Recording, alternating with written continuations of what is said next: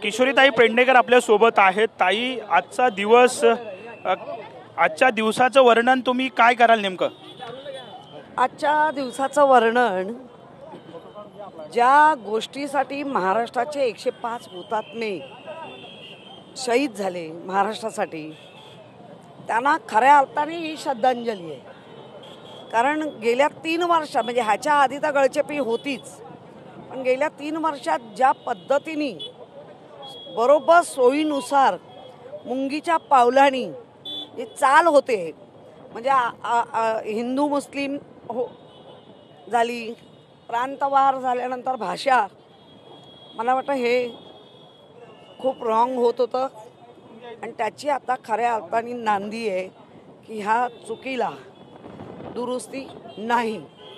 गेल्या अनेक वर्षापासून चर्चा होती की दोन्ही भाऊ जे आहेत ते एकत्र येतील। आज तो योग जुळून आलाय आणि भविष्यात राजकीय युतीची नांदी आजचा दिवस म्हणायचं का? आजचा योग चांगला जुळून आलाय, भविष्यात ह्याच्यावर चांगलंच होईल।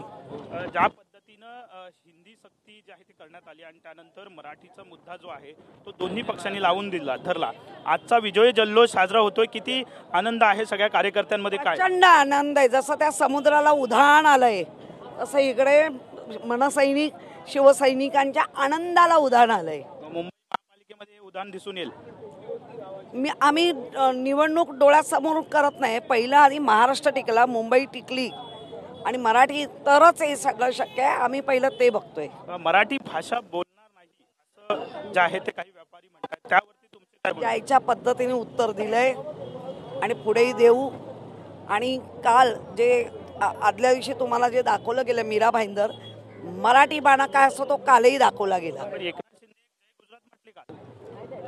तोच तर प्रॉब्लेम आहे ना की गुजरातमध्ये जाऊन म्हणणं किंवा कर्नाटकामध्ये जाऊन म्हणणं हे मान्यता प्राप्त आहे, पण पुण्यासारख्या ठिकाणी जय गुजरात म्हणणं ते पण माननीय शहांच्या समोर, याचा अर्थ काय होता मराठी लोकांनी लावला। एक शेवटचा प्रश्न, दोन्ही भावांना तुम्ही शिवसेनेत सुद्धा पाहिलं होतं, त्यानंतर दोन्ही भावांचे 2 वेगवेगळे पक्ष झाले, आज एकत्र ते येत आहेत, काय भावना आहेत? कारण तुम्ही दोघांनाही जवळून पाहिलेलं आहे। आम्ही साहेबांच्या वचनात आहोत आणि आमच्या श्वासापर्यंत आम्ही ते वचन बाळासाहेबांना दिलेलं पाळणार आहोत। आम्ही वचन मोडणारे शिवसैनिक नाही। आम्ही वचन मोडणारे शिवसैनिक नाही, प्रतिक्रिया ज्या आहेत पेडणेकर यांनी दिली आपल्याला पाहायला मिळते। कॅमेरामन संतोष कदमसह विनायक डावरुंग, TV9 मराठी, मुंबई।